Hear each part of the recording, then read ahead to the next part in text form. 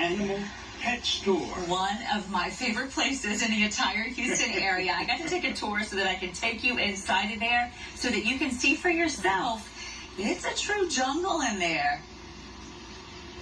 Welcome to S&S Exotic Animals, where you can find everything from, a vampire leash to a snake around your neck. You name it, you're probably going to find it here. Please welcome Suzette Stidham. She is the owner, and who's this fun friend? This is Darla. She's a Bennett Wallaby. She's just a baby. Every day. And you got some puppies over here. And we have some puppies. We have some friends here. This is Eddie and Julio and Michael. And this is Michelle and Winona, the Quadamundi. You don't see that animal every day on the block either. Let's take a look at some of the chameleons over here. And I bet a lot of people love this animal. They're pretty popular. Oh, yeah. Very popular. And you've got an entire wall of snakes going on right here. And then also on this side, you have some exotic turtles. What kinds? We have tortoises. We have albino red-eared sliders. We also have Pac-Man frogs. Those are the big, round, fat daddies. Yes, ma'am. And we also have like a Peruvian mata turtle. We have the bigger ones that come from South America. I also want to take a look over here because you have some fun sugar gliders. That's just those pocket pets that you can have around, yes, right? They carry them in their pocket. And those are over here? We have them here in our nocturnal room here. That's all the sugar gliders. And then we've got hedgehogs. Oh, I can't wait to see them. Those are such a fun pet. And you have the full setup, so people can come in. You can teach them what to feed them. You can teach them how to set up their tanks. Yes, ma'am. We do the complete setups. We do all the diets. All of the animals are on a specialty diet. We work with like veterinarians and chemists and got all the different diets. And look at that bunny over there. It looks like a stuffed animal, but then you got a prairie dog right here. How fun is that? That's a real popular pet too.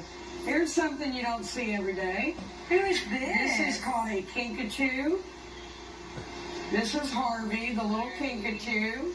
And he's just a baby. We raised And these. people drive from all over the state to come Yes, see ma'am. And out of state. And that's Darla. You remember your friend Darla. Friends. Well, thank you for sharing this amazing space with us. Thank you. All right, now back to petting this buddy.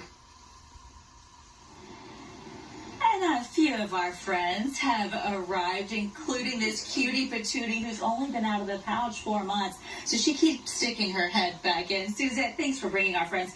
And this is the first time I've ever gotten kissed by a blue tongue. Look at this beauty. I've got a new necktie. Yes, and you do have a tie. Tell us who you have. This is a blue tongue skink, and its name is Terry.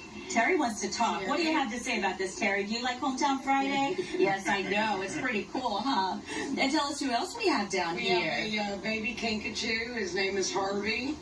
And we have this is a ball python that he's holding. And then Penny down there is holding a hedgehog. I love hedgies. Oh my goodness. People don't realize that is such a fun pet to have. I actually got my hedgehogs from your store and you even had leashes, and we would walk our hedgehog and people in the neighborhood would just come to a standstill and think they were seeing things. And it was so much fun for my boys when they were younger.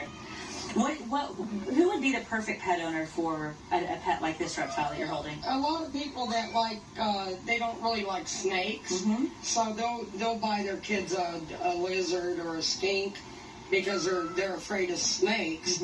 So this would be kind of like a snake with legs. It's a snake with legs. And what about the kinkajou? And the kinkajou is Hey, buddy. a lot of people buy kinkajous that want an exotic pet but can't own monkeys in different places. So a kinkajou would be a lot better pet than a monkey. And for someone who's never had an exotic pet, how much work is it truly? Because I've found it, honestly, I've had a lot of exotics. I've never found it to really be any harder than a dog or a cat. People don't realize that it's really a fairly simple process once you get it down. It is. I mean, as long as they get like the proper training and everything, And that's what we like to do. We like to educate people, you know, this is what you need and how much space you need. And you really can help out people too, because I didn't know how to set up a poison dart frog cage, but you all helped me have the proper, and that's what I love about it, the proper environment for them so that they live their healthiest. Thank you for coming in from S&S Exotics. It's good to see you again. And I'm going to have a hard time letting this one go. Just saying. Well, we'll just have to Getting good snuggles here. Well, coming up, one of the sharpest places here in the community of Albany.